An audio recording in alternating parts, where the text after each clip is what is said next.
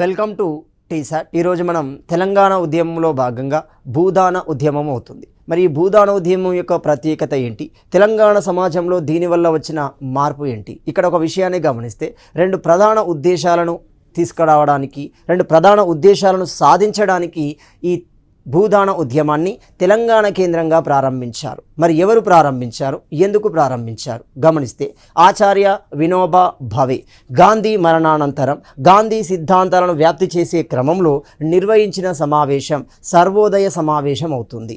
అఖిల భారత సర్వోదయ సమావేశం అనేది శివరాంపల్లి కేంద్రంగా నిర్వహించబడింది. ఆ సమావేశానికి హాజరు కావడానికి వస్తున్నాడు. దేశవ్యాప్తంగా గాంధీ సిద్ధాంతాలను వ్యాప్తి చేసే ఉద్దేశంతో ఈ సమావేశం అనేది నిర్వహించబడుతుంది. మరి ఇలాంటి క్రమంలో ఈ సమావేశానికి వచ్చే దారిలోనే దళిత వర్గాల నుండి, సమాజం నుండి, పేద వర్గాల నుండి భూమి ఇవ్వాల్సిందిగా, మాకు భూమి ఇవ్వడం ద్వారా మీరు పుణ్యం కట్టుకోవాల్సిందే అనే అనేక రకాల అంశాలు అతని ముందు ప్రస్తావించబడడంతో వాటిని పరిష్కరించే క్రమంలో ఈ భూదాన ఉద్యమం అనేది తెర మీదికి రావడం జరిగింది. ఆ విషయాలను గమనిస్తే భూదాన ఉద్యమం గాంధీ మరణించిన తర్వాత గాంధీ సిద్ధాంతాలను వ్యాప్తి చేసే ఉద్దేశంతో అఖిల భారత సర్వోదయ సమ్మేళనము అంటున్నాం. ఈ అఖిల భారత సర్వోదయ సమ్మేళనం ఎక్కడ నిర్వహించబడింది, దీని యొక్క ఉద్దేశం ఏంటి అంటే గాంధీ సిద్ధాంతాలను వ్యాప్తి చేయాలి. మరి అసలు గాంధీ సిద్ధాంతం ఏంటి, ఆ విషయాన్ని గమనిస్తే అది సత్యాగ్రహము అవుతుంది. సో సత్యాగ్రహము అనేది గాంధీ తన జీవిత కాలంలో వివిధ రకాల పుస్తకాలకు ప్రభావితుడవుతున్నాడు. అందులోని అంశాలను తీసుకుంటూ తాను రూపొందించిన సిద్ధాంతమే సత్యాగ్రహము అవుతుంది. మరి ఈ సత్యాగ్రహంలో ఎన్ని అంశాలు ఉన్నాయి అంటే ప్రధానంగా రెండు అంశాలు ఉండడం జరుగుతుంది. మొదటి అంశాన్ని గమనిస్తే సత్యము అంటున్నాము, రెండో అంశాన్ని గ్రహించే అహింస అంటున్నాం, నాన్ వైలెన్స్ అంటున్నాం. ఈ రెండు పదాల యొక్క కలయిక మనకి సత్యాగ్రహంగా పిలువబడడం జరుగుతుంది. గాంధీజీ అనేక రకాల పుస్తకాలు, ముఖ్యంగా మనకి భగవద్గీత, ఖురాన్ వంటి పుస్తకాల చేత కూడా ప్రభావితానికి గురి కావడం జరుగుతుంది. ఒక లియో టాల్స్టాయ్, ఒక థోరో లాంటి పుస్తకాల చేత కూడా ప్రభావితానికి గురి అవుతాడు. మరి ఈ రెండింటిని సాధించడానికి గాంధీ అనుసరించిన విధానాలు ఏంటి? అదే సహాయ నిరాకరణ, శాసన ఉల్లంఘన అంటున్నాం. మరి ఇలాంటి విధానాలను సమాజానికి అందించడం ద్వారా సమాజంలో పరివర్తన ఏర్పడి సమసమాజం ఏర్పడడానికి అవకాశం ఉంటుంది అనేది ఆచార్య వినోబా భావే యొక్క నమ్మకం. అలాంటి క్రమంలోనే మనకి అఖిల భారత సర్వోదయ సమ్మేళనం మనకి ఎక్కడ, తెలంగాణ కేంద్రంగా శివరాంపల్లి కేంద్రంగా నిర్వహించబడడం జరుగుతుంది. సో మరి ఈ క్రమంలోనే మనకు ప్రారంభమైన విధానమే భూదాన ఉద్యమము అవుతుంది. మరి ఈ భూదాన ఉద్యమం ఏంటి? సో భూదాన ఉద్యమం 1951 ఏప్రిల్ 18వ తేదీన, ఈ డేట్ చాలా ఇంపార్టెంట్.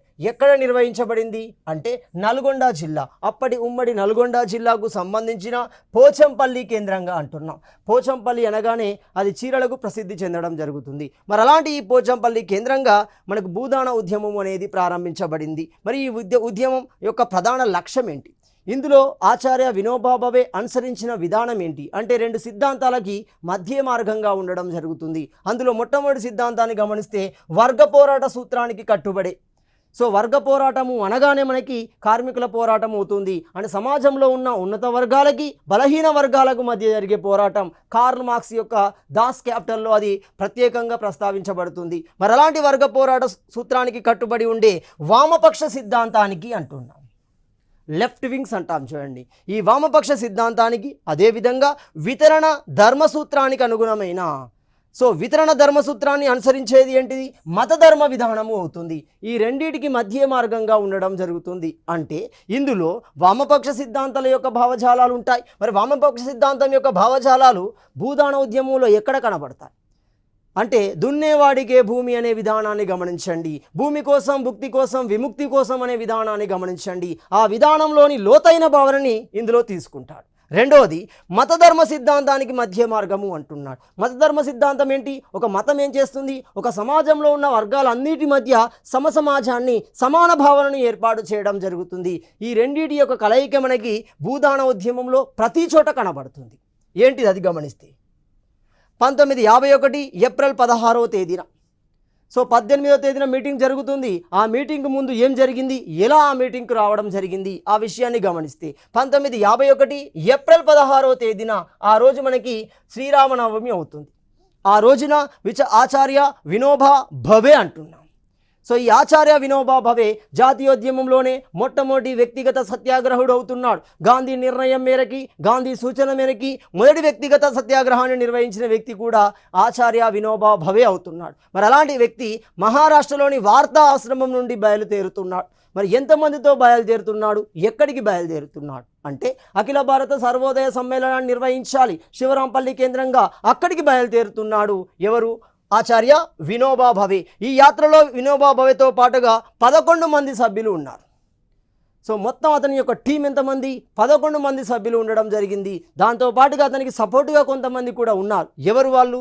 కేతిరెడ్డి కోదండరామరెడ్డి, తెలంగాణ ప్రాంతానికి సంబంధించి సంగం లక్ష్మీబాయ్, తెలంగాణ ఝాన్సీ లక్ష్మిగా పిలువబడే సంగం లక్ష్మీబాయిలు ఇద్దరు అతనికి మద్దతుగా ఇవ్వడం జరిగింది. దాంతోపాటుగా నేర పరిశోధన విభాగానికి సంబంధించిన మరో 2 పోలీసులు కూడా అతనికి రక్షణగా రావడం జరిగింది.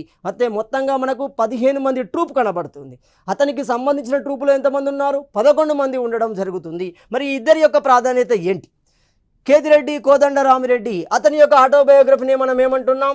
నిన్నటి ఇతిహాసము అంటున్నాం. సో ఈ నిన్నటి ఇతిహాసం అనే గ్రంథం ఇతని ఆటోబయోగ్రఫీ ఆఫ్ కేతిరెడ్డి కోదండరామిరెడ్డి అవుతుంది. మరి ఇందులో క్లియర్గా చెప్పాడు భూదాన ఉద్యమం ఏ విధంగా ప్రారంభమైంది, ఎందుకు ప్రారంభమైంది, అందులో భూమి ఎంత సేకరించబడింది, ఏ విధంగా ఎవరికి పంచబడింది, పూర్తి సమూలమైన విషయాలు మనకి నిన్నటి ఇతిహాసం అనే గ్రంథంలో ప్రస్తావించబడతాయి.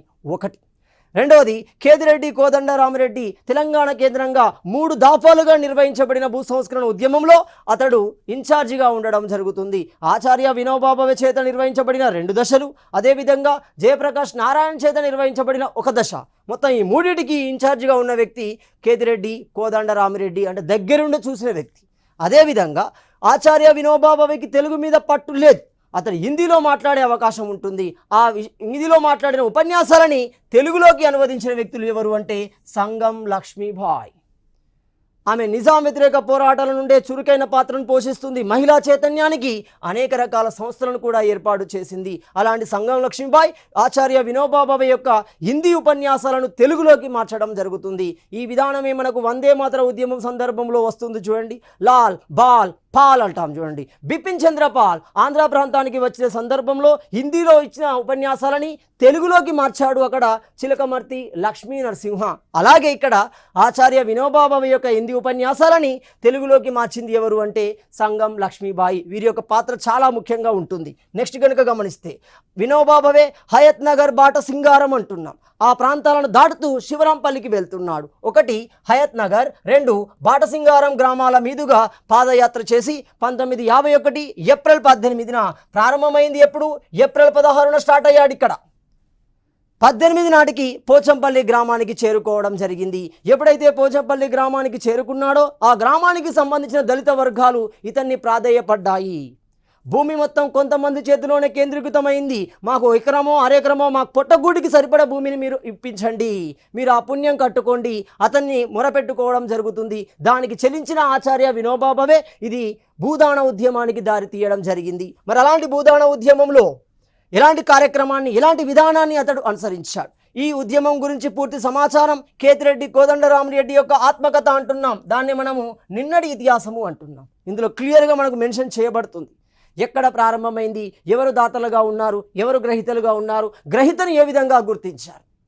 భూదాన యజ్ఞ బోర్డు అనేది కనబడుతుంది. ఆ విషయాలు మొత్తం అందులో మనకు స్పష్టంగా కనబడతాయి. అదేవిధంగా వెదిరి రామచంద్రారెడ్డి తన తండ్రి జ్ఞాపకార్థం మొదటగా దాతగా కనబడడం జరుగుతుంది. మొత్తం 3 దశల్లో కొనసాగిన భూదాన ఉద్యమంలో మొట్టమొదటి దాతగా మనకి వెదిరి రామచంద్రారెడ్డి కనబడతాడు. ఎన్ని ఎకరాలు? 100 ఎకరాల భూమిని తన తండ్రి జ్ఞాపకార్థం ఇవ్వడం జరిగింది. అదేవిధంగా ప్రజల సమస్యలు తెలుసుకున్న వినోబా భవే దాతలను తమ ఆస్తిలో కనీసం 1/6 వంతు అన్నాడు. అంటే తనకున్న మొత్తం భూమిలో, భూస్వాములు తమకున్న మొత్తం భూమిలో కనీసం 1/6 వంతు భూమిని ఇవ్వండి, దానంగా ఇవ్వండి, దాన్ని భూమి లేని నిరుపేదలకు ఇవ్వడం జరుగుతుంది. ఆ విషయాన్ని అతడు ప్రతిసారి ప్రతి సందర్భంలో ప్రస్తావించడం జరిగింది. దానికి చెల్లించిపోయిన అనేక మంది భూస్వాములు తమ భూమిలోని భూమిని దానంగా ఇవ్వడానికి ముందుకు వచ్చారు. అలా వచ్చిన వ్యక్తులే వెదిరి రామచంద్రారెడ్డి మొదటి వ్యక్తి అవుతున్నాడు. భూదాన ఉద్యమం తెలంగాణ కేంద్రంగా మనకి 2 దశల్లో కొనసాగడం జరుగుతుంది. అంటే మొత్తం ఏమన్నాం? 3 ఫేజులు అంటున్నాం. అందులో 2 ఫేజులకు కర్తాకర్మ క్రియ ఆచార్య వినోబా భవే అయితే 3వ ఫేజ్కి కర్తాకర్మ క్రియ జయప్రకాష్ నారాయణ్ అవుతున్నాడు. మరి ఏ విధంగా జరిగింది? మొదటి దశలో భాగంగా వినోబా భావే 1951 ఏప్రిల్ 18న, అంటే ఇప్పుడు మొదటి దశ ప్రారంభం ఎక్కడి నుంచి జరుగుతుంది? పోచంపల్లి గ్రామం నుండే ప్రారంభించబడుతుంది. సో మరి ఆ ఉద్యమం అనేది అక్కడ నుండి ప్రారంభించబడింది. ఆ ప్రారంభమైన ఉద్యమం యొక్క మొదటి కర్తవ్యం ఏంటి? ఈ ఉద్యమంలో భాగంగా భూమిని దానంగా తీసుకోవడానికి, ప్రజల యొక్క సమస్యలను తెలుసుకోవడానికి ఆచార్య వినోబా భావే వినియోగించిన విధానం ఏంటి, కార్యక్రమం ఏంటి? ఉదయం లేవగానే ఎన్ని గంటలకి? 5 గంటలకు లేవగానే బయలుదేరి దాదాపు 10 మైళ్ళు నడవడం జరుగుతుంది. ఆ 10 మైళ్ళ సమీపంలో ఉన్న గ్రామానికి వెళ్ళి గ్రామ ప్రజల యొక్క సమస్యలు తెలుసుకొని వాటికి పరిష్కారాలు తెలియజెప్పే ప్రయత్నం చేస్తున్నాడు. అదేవిధంగా ఆ గ్రామంలో ఉన్న భూస్వాముల నుండి భూమి సేకరించే ప్రయత్నం చేయడం జరుగుతుంది. ఇలా తన రోజువారీ యాక్టివిటీ అనేది ప్రారంభం కావడం జరిగింది. నెక్స్ట్ ప్రజల సమస్యలు తెలుసుకున్నా. నెక్స్ట్ ఈ మొదటి దశ భూదాన పాదయాత్రను గమనిస్తే, మరి ఈ మొదటి దశ భూదాన పాదయాత్ర ఏ విధంగా కొనసాగింది, ఎలాంటి కార్యక్రమాలు నిర్వహించబడ్డాయి గమనిస్తే, ఈ దశ ప్రారంభమైంది 1951 ఏప్రిల్ 18న ప్రారంభం కావడం జరిగింది. మొదటి దాత ఎవరవుతున్నారు? వెదిరి రామచంద్రారెడ్డి అవుతున్నాడు. 1951 ఏప్రిల్ 19వ తేదీన రెండవ రోజు అన్నాం. మొదటి రోజు ఏప్రిల్ 18, రెండవ రోజు ఏప్రిల్ 19వ తేదీన ఈ పాదయాత్ర ఎక్కడికి వెళ్ళింది? తంగెళ్లపల్లి గ్రామానికి చేరడం జరుగుతుంది. తంగెళ్లపల్లి గ్రామానికి చెందిన 2 సోదరులు తమ ఆస్తి కోసం గొడవ పడుతున్నారు. ఈ సందర్భంలో ఆచార్య వినోబా భావే వారి యొక్క తగాదాను పరిష్కరించడంతో వాళ్ళు చెలించిపోయారు. భూమి దానంగా ఇవ్వడానికి సిద్ధపడడం జరుగుతుంది. అలాంటి వ్యక్తులు తంగెళ్లపల్లి గ్రామంలో ఈ సంఘటన జరిగింది. ఆ తర్వాత ఏప్రిల్ 20వ తేదీన మూడో రోజుకి వెళ్తుంది.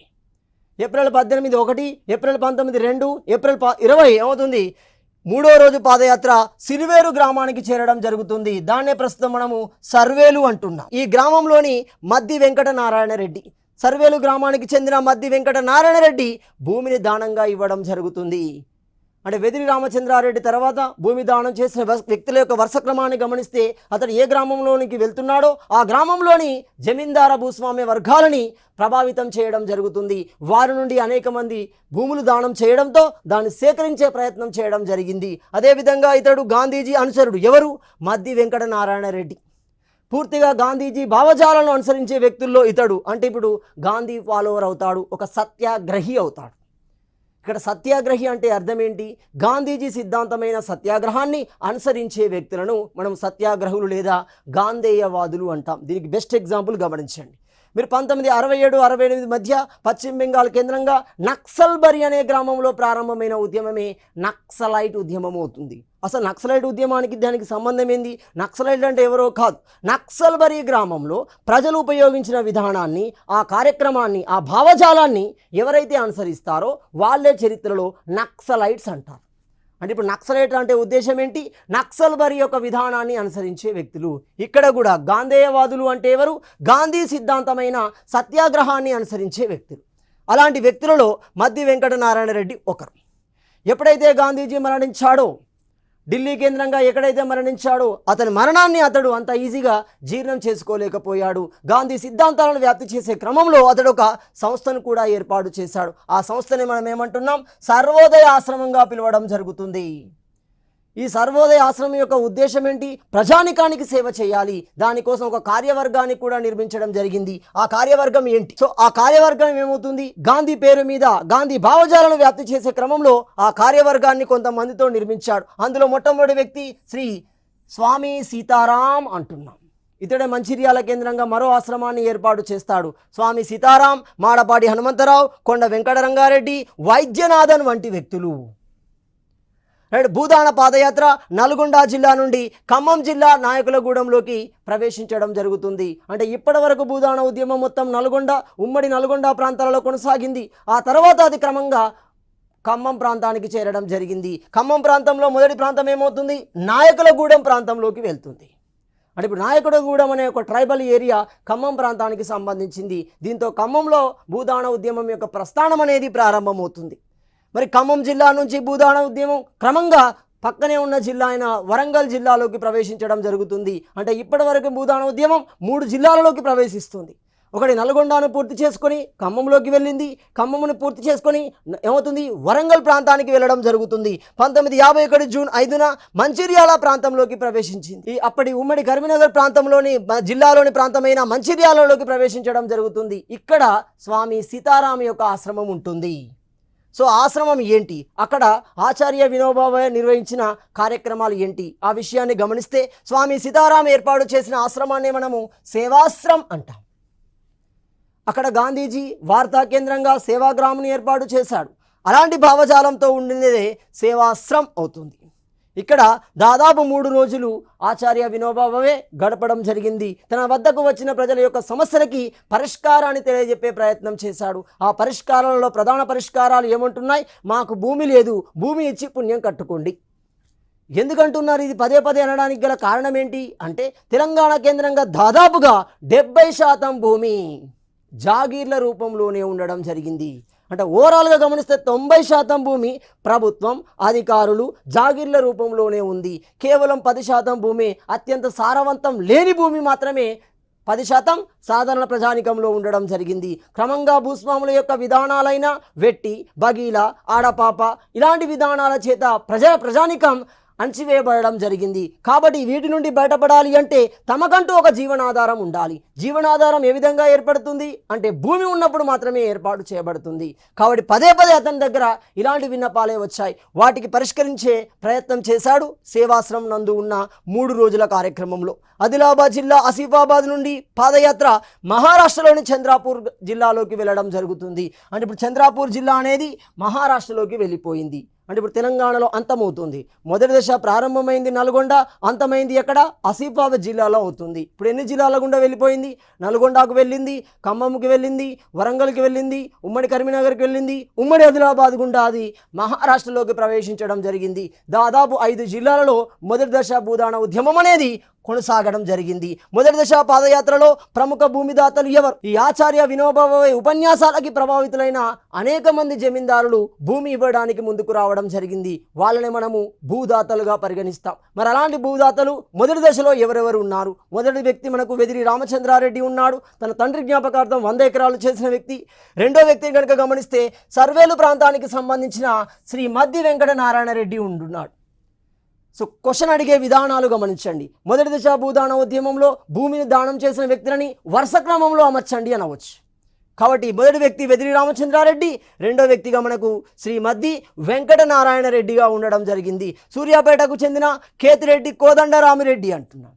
అతని యొక్క మరో సోదరుడు పురుషోత్తం రెడ్డిలు. వీరు కూడా తమ భూమిలో దాదాపుగా 1/4% అంటున్నాం, 25% భూమిని ఇచ్చారు. అదేవిధంగా హైదరాబాద్ సంస్థానం తరపున 1,00,000 ఎకరాల భూమిని, దాదాపు 1,00,000 ఎకరాల భూమిని ఇవ్వడానికి సిద్ధంగా ఉంది అని ఆనాటి మంత్రి, రాష్ట్ర మంత్రి ఎవరు? కొండ వెంకట రంగారెడ్డి ప్రకటించడం జరుగుతుంది. ఇతని జ్ఞాపకార్థమే రంగారెడ్డి జిల్లా అనేది ఏర్పాటు చేయబడుతుంది.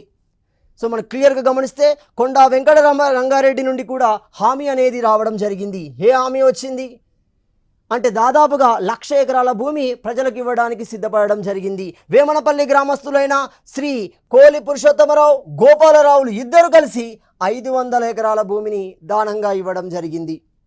అదేవిధంగా నంచూరు రాజశ్రీ మురళీ మనోహర్ రావు దాదాపుగా 1000 ఎకరాల భూమిని దానంగా ఇవ్వడం జరిగింది.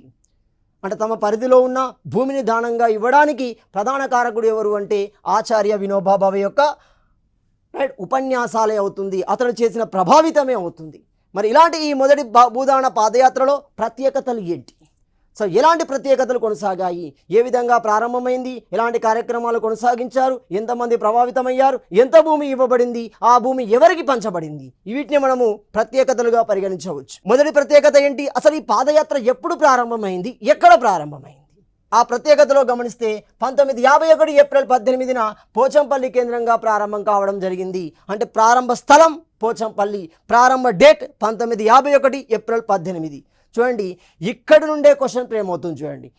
భూదాన ఉద్యమంలో మొదటి దశకు సంబంధించి క్రింద ఇవ్వబడిన అంశాలలో సరికాని అంశాన్ని గుర్తించండి, సరైన అంశాన్ని గుర్తించండి, ఇచ్చిన సంఘటనని కాలమాధారంగా వరుస క్రమంలో అమర్చండి, అలాంటి వాటికి యూజ్ అవుతుంది. సో క్లియర్గా గమనించండి. సగటున ప్రతి రోజున 5 గంటలకు లేవాలి, 10 మైళ్ళు నడవాలి, ఆ గ్రామంలోని సమస్యలు తెలుసుకోవాలి, వాటికి పరిష్కారాన్ని ఇవ్వాలి. భూమిని అడగాలి, భూమిని సేకరించాలి, దాన్ని ఒక దగ్గర నిల్వ చేయాలి. సో ఇలాంటి కార్యక్రమాలు మొత్తం ప్రతిరోజు కార్యక్రమంగానే ఉండేది. మరి అలా సగటున మొత్తం ఎంత ప్రతిరోజు దాదాపుగా 200 ఎకరాల భూమి తీసుకోవడం జరిగింది. ఆచార్య వినోబా ఉపన్యాసాలను తెలుగులోకి అనువదించింది సంగం లక్ష్మీబాయి. అంటే ప్రతిరోజు ఆచార్య వినోబా భావే గ్రామ కేంద్రంగా ఇచ్చిన ఉపన్యాసాలని ఆ ప్రజలకు తెలియజేసే విధంగా తెలుగులోకి అనువదించింది సంగం లక్ష్మీబాయి. మొదటి పాదయాత్ర ఆసిఫాబాద్ నుండి క్రమంగా అది మహారాష్ట్రలోకి ప్రవేశించడం జరిగింది. రెండవ పాదయాత్ర అంటున్నాం. రెండవ దశ ఏ విధంగా కొనసాగింది? రెండవ దశకు కూడా కర్త కర్మక్రియ ఆచార్య వినోబా భావే. మరి ఎక్కడ ప్రారంభించబడింది గమనిస్తే ఖమ్మం జిల్లాలో ప్రారంభించబడుతుంది. ఎక్కడ ఎప్పుడు గమనిస్తే 1955 డిసెంబర్ నెలలో ప్రారంభించబడింది. సో మొదటి దశ గమనిస్తే 1951లో అంటున్నాం, రెండో దశ గమనిస్తే 1955లో అంటున్నాం. సో మరి రెండో దశ మనకి ఖమ్మం జిల్లా ఏ ప్రాంతం? అది ఎర్రపాలెం నుండి ప్రారంభించబడడం జరిగింది. సో క్రమంగా ఈ పాదయాత్ర క్రమంగా ఎక్కడ? ఖమ్మం, నల్గొండ, రంగారెడ్డి, అదేవిధంగా మహబూబ్ నగర్ కేంద్రంగా అది ఆంధ్రాలోకి ప్రవేశించడం జరుగుతుంది. మొదటి పాదయాత్ర అయితే ఆసిఫాబాద్ నుండి మహారాష్ట్రలోకి వెళ్తే, రెండో పాదయాత్ర మహబూబ్ నగర్ నుండి ఆంధ్ర ప్రాంతంలోకి ప్రవేశించడం జరిగింది. సో ఈ పాదయాత్రకు ఇన్ఛార్జిగా పనిచేసిన వారు కేతిరెడ్డి కోదండరామిరెడ్డి. ఎందుకంటే ఆచార్య వినోబా భావే తెలంగాణ ప్రాంతానికి వచ్చినప్పటి నుండి అతని వెంటే ఉన్న వ్యక్తి కేతిరెడ్డి కోదండరామిరెడ్డి. కాబట్టి ఇతనికి ఒక క్లారిటీ ఉంది. అంటే ఏమవుతుంది? ఆచార్య వినోబా భావే యొక్క భావజాలం మీద, అతని యొక్క అటిట్యూడ్ మీద ఇతనికి అవగాహన ఉంది. కాబట్టి ఇతన్ని ఇన్ఛార్జిగా చేసుకోవడం జరిగింది. 1956 జనవరి 30న ఈ పాదయాత్ర నల్గొండ జిల్లా పోచంపల్లికి మళ్ళీ చేరుకుంది.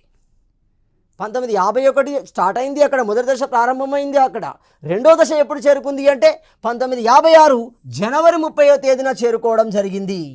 సో ఈ పాదయాత్ర హైదరాబాద్ మీదుగా మహబూబ్ నగర్ జిల్లాలోకి ప్రవేశించింది. ఇక్కడ దాదాపుగా 40,000 ఎకరాల భూమి స్వీకరించబడడం జరిగింది. ఎక్కడ?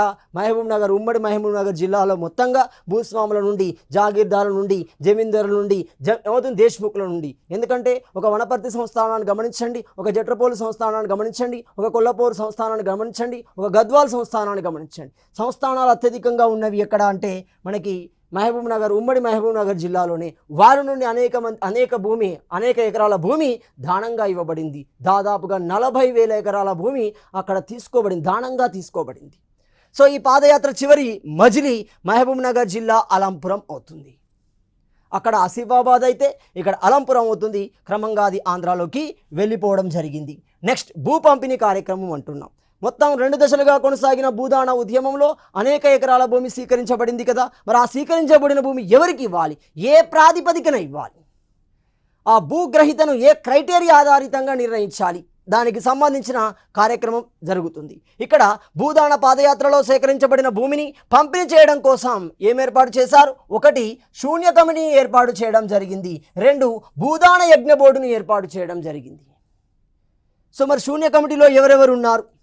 నెక్స్ట్ రాష్ట్ర భూదాన యజ్ఞ బోర్డు అంటున్నాం. ఈ భూదాన యజ్ఞ బోర్డే కాలక్రమంలో రాష్ట్ర భూదాన యజ్ఞ బోర్డుగా మార్పు చెందడం జరిగింది. భూదాన నియమావళిని కూడా నిర్మించారు, రూల్స్ అండ్ రెగ్యులేషన్స్ కూడా నిర్ణయించారు.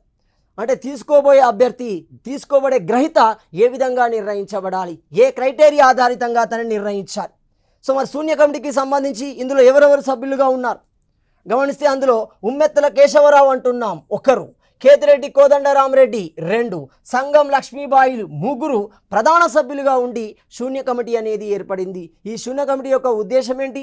గ్రామం నుండి, భూస్వాముల నుండి గ్రహించబడిన భూమి ఎవరికి పంచాలి, ఆ గ్రామంలోని పేదవారిని ఏ విధంగా గుర్తించి ఎవరికి పంచాలి అనే కార్యక్రమాన్ని నిర్వహించేదే శూన్య కమిటీ అవుతుంది. ఇది మొదటి దశలో తెలంగాణ కేంద్రంగా 51 గ్రామాలలో సేకరించబడిన 12,000 ఎకరాల భూమిని పంపిణీ చేయడం జరిగింది. నెక్స్ట్ భూదాన యజ్ఞ బోర్డు అంటున్నాం. సో కాలక్రమంలో శూన్య కమిటీ ఆధ్వర్యంలో మనకు ఏర్పడింది భూదాన యజ్ఞ బోర్డు అంటున్నాం. మరి యజ్ఞ బోర్డులో గల సభ్యులు ఎవరు గమనిస్తే, 1 ఉమ్మెత్తల కేశవరావు అంటున్నాం, 2 కేతిరెడ్డి కోదండరామిరెడ్డి అంటున్నాం, 3 సంగం లక్ష్మీబాయి. వీరు ప్రధాన సభ్యులుగా భూదాన యజ్ఞ బోర్డు కూడా ఏర్పాటు చేయబడింది. ఇదే కాలక్రమంలో రాష్ట్ర భూదాన యజ్ఞ బోర్డుగా మార్చబడింది. సో రాష్ట్ర భూదాన యజ్ఞ బోర్డు యొక్క అధ్యక్షులు ఎవరు, అందులో సభ్యులు ఎవరు, వారి యొక్క నియమావళి ఏ విధంగా ఉంది ఒక అభ్యర్థిని నిర్ణయించడానికి నియమావళి ఏ విధంగా రూపుదిద్దుకుంది గమనిస్తే అందులో అధ్యక్షులు ప్రభాకర్జీ అంటున్నాం. సో దేనికి? రాష్ట్ర భూదాన యజ్ఞ బోర్డు. ఇది మొదటి పేరేమవుతుంది? భూదాన యజ్ఞ బోర్డు. కాలక్రమంలో అది రాష్ట్ర భూదాన యజ్ఞ బోర్డుగా మారింది. సో సభ్యులు గమనిస్తే ఉమ్మెత్తల కేశవరావు 1, కేతిరెడ్డి కోదండరామరెడ్డి 2, సురభి శేషశర్మ 3, సో సివిఆర్ చారి 4, మాణిక్యరావు అవుతుంది, గడ్డం సన్యాసిరావు 5, వీరబ్రహ్మం 6 అవుతుంది. సో మనకు వీటితో పాటుగా సాధు సుబ్రహ్మణ్యం ఉంటున్నాడు, వెదిరి రామచంద్రారెడ్డి, ఇలా దాదాపుగా 10 మంది సభ్యులు ఇందులో ప్రధాన సభ్యులుగా ఉండడం జరుగుతుంది. అధ్యక్షుడు మాత్రం శ్రీ ప్రభాకర్జీ అధ్యక్షతన ఈ రాష్ట్ర భూదాన యజ్ఞ బోర్డు అనేది ఏర్పాటు చేయబడింది. సో హైదరాబాద్ ప్రభుత్వం రాష్ట్రంలో భూదాన మరియు భూముల సేకరణ వాటి పంపిణీ కోసం ఒక నియమావళిని కూడా రూపొందించడం జరిగింది. ఏ విధంగా భూమి తీసుకోవాలి, ఏ విధంగా పంపిణీ చేయాలి. సో తీసుకునేటప్పుడు ఎలాంటి జాగ్రత్తలు తీసుకోవాలి, ఒకవేళ ఆ భూమి దేనికి సంబంధించింది, అది ప్రభుత్వానికి సంబంధించిందా, ఆ వ్యక్తికి సంబంధించిందా, వ్యక్తికి సంబంధిస్తే ఆ వ్యక్తి తన హక్కులను ఏ విధంగా కోల్పోతాడు, ఇవ్వడానికి రెడీగా ఉండాలి. ఈ భూమి నాది కాదు, నేను భూమి దానంగా ఇచ్చాను అని రాసి ఇవ్వాలి. దాని మీద ఏమైనా ప్రభుత్వం నుండి అప్పులు తీసుకున్నాడా, ఆ విషయాలన్నింటినీ కూలంకషంగా పరిశీలిస్తుంది.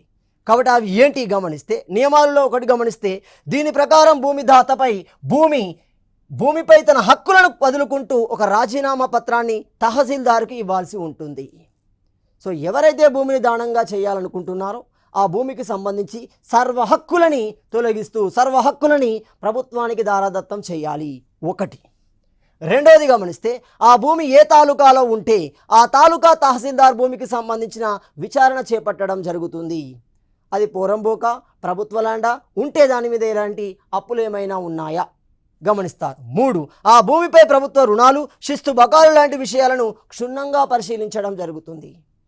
సో దానంగా తీసుకోబడిన భూమిని ఖారీజ్ ఖాతాలో నమోదు చేయడం జరుగుతుంది. మనకు రెవెన్యూ రికార్డ్స్ సంబంధిస్తాం. ఆ రెవెన్యూ రికార్డులో ఖారీజ్ ఖాతాలో దీన్ని మనకు పరిశీలించి దానిలో చేర్చడం జరిగింది. దీంతో అది భూమి మొత్తం పూర్తిగా ప్రభుత్వ ఆధీనంలోకి వెళ్తుంది. ప్రభుత్వ ఆధీనం నుండి ప్రజలకు పంపిణీ చేయడానికి కావలసిన మార్గాన్ని సుగమం చేసుకోవడం జరిగింది. మరి ఇలాంటి క్రమంలోనే మొత్తంగా మొదటి దశ, మొదటి 15 సంవత్సరాల కాలంలో భూదాన ఉద్యమం వల్ల దాదాపు 42 లక్షల ఎకరాల భూమి, 42,27,476 ఎకరాల భూమి సేకరించబడుతుంది.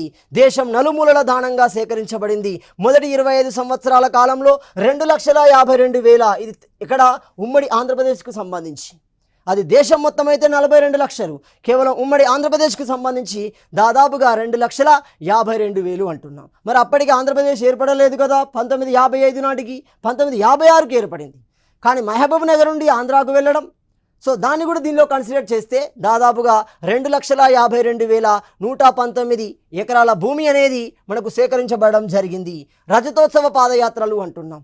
పాదయాత్ర భూదాన ఉద్యమం నిర్వహించి దాన్ని రజతోత్సవానికి నిర్వహించడం జరుగుతుంది. రజతోత్సవము అంటే ఏంటి? 25 సంవత్సరాలు ముగిసిన తర్వాత ఒక సంస్థ లేదా ఒక కార్యక్రమం ముగిసిన 25 సంవత్సరాలకు నిర్వహించే కార్యక్రమాన్ని మనము రజతోత్సవము అంటున్నాం. సో ఈ రజతోత్సవాన్ని ఎప్పుడు ప్రారంభించారు? 1975 ఏప్రిల్ 19 నుండి 1976 ఏప్రిల్ 18 మధ్య ప్రారంభించడం జరిగింది రజతోత్సవాన్ని. ఈ పాదయాత్రను నిర్వహించిన వారు భూదాన యజ్ఞ మండలి అంటున్నాం. సో రాష్ట్ర భూదాన యజ్ఞ మండలి ప్రభాకర్జీ ఆధ్వర్యంలో ఉంది. సో దాని ఉపాధ్యక్షుడు మాణిక్యరావు దీన్ని నిర్వహించడం జరిగింది. మరి ఎక్కడ నిర్వహించారు, దీనికి సంబంధించిన జ్యోతి ఎవరు వెలిగించారు గమనిస్తే 1975 ఏప్రిల్ 18న హైదరాబాద్లో భూదాన జ్యోతిని అప్పటి రాష్ట్రపతి ఫక్రుద్దీన్ అలీ అహ్మద్ అంటున్నారు. 1975 ఎమర్జెన్సీకి సంబంధిస్తుంది, ఇందిరాగాంధీ కాలానికి సంబంధిస్తుంది. ఇందిరాగాంధీకి యూపీలో వచ్చిన కేసు సందర్భంగా మనకు ఎమర్జెన్సీ అనేది రావడం జరిగింది. సో అలాంటి సందర్భంలో ఎవరున్నారు రాష్ట్రపతి అంటే ఫక్రుద్దీన్ అలీ అహ్మద్ ఉండడం జరిగింది. భూదాన రజతోత్సవ కార్యనిర్వాహక వర్గం రాష్ట్ర ముఖ్యమంత్రి జలగం వెంగళరావు అధ్యక్షతన ఏర్పడుతుంది. జలగం వెంగళరావు ఎప్పుడు 1969 తెలంగాణ ఉద్యమం రాగానే పివి నరసింహారావు తొలగించబడతాడు. అతని ప్లేస్లోకి జలగం వెంగళరావు వస్తున్నాడు. ఈ సందర్భంలో అతడు కార్యనిర్వాహక వర్గానికి రాష్ట్ర ముఖ్యమంత్రి అధ్యక్షుడిగా ఉండాలి. కాబట్టి జలగం వెంగళరావు అధ్యక్షతన ఏర్పాటు చేయబడింది. అంటే ఏ విధంగా కొనసాగించాలి, ఎక్కడ కొనసాగించాలి, ఎలాంటి కార్యక్రమాలు నిర్వహించాలి, వాటన్నిటికీ అధిపతిగా జలగం వెంగళరావు ఉండడం జరిగింది. కార్యనిర్వాహక అధ్యక్షులుగా అప్పటి రెవెన్యూ శాఖ మంత్రి నరసారెడ్డి కొనసాగడం జరిగింది. అంటే replaced by the Jalagam Vengalarao. Original అధ్యక్షుడు ఎవరున్నారు? జలగం వెంగళరావు ఉన్నాడు. ఇతని ఆధ్వర్యంలో కార్యక్రమాలు కొనసాగించే బాధ్యతని పి నర్సారెడ్డికి ఇవ్వడం జరిగింది. మరి పి నర్సారెడ్డి ఎవరు అంటే అప్పటి రెవెన్యూ శాఖ మంత్రిగా ఉండడం జరిగింది. ఇతనికి కార్యదర్శిగా ఉన్న వ్యక్తి సివి చారి అంటున్నాం.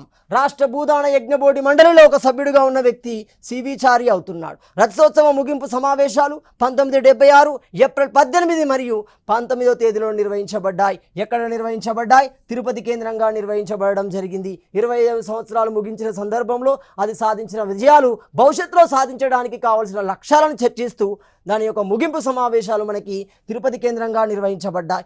ఈ పాదయాత్రలో చేపట్టిన కార్యక్రమాలు ఏంటి? సంవత్సరం కాలం పాటు కార్యక్రమాలు కొనసాగించారు. గ్రామాన్ని తిరిగారు. ప్రజానికాన్ని చైతన్యపరిచే క్రమంలో ఎలాంటి కార్యక్రమాలు కొనసాగించారు? 1. గ్రామాలలో భూదానాలను స్వీకరించడం చేశారు. 2. భూములను పంపిణీ చేసే కార్యక్రమాన్ని చేశారు. 3. సామూహిక ప్రార్థనలు, గ్రామ స్వరాజ్ ఆదర్శాలపై ప్రచారం చేయడం జరిగింది. దానికి సంబంధించిన సమాచారాన్ని ప్రజానికానికి అందించే ప్రయత్నం చేశారు. ఈ పాదయాత్ర రాష్ట్రంలోని ఎన్ని జిల్లాలలో కొనసాగింది గమనిస్తే అప్పటికి సంబంధించిన 15 జిల్లాలు, 2500 కిలోమీటర్లు, 500 గ్రామాలు, దాదాపు 600 సమావేశాలు నిర్వహించబడ్డాయి. సో 600 సమావేశాల రూపంలో 15 జిల్లాలను చుట్టుముట్టారు.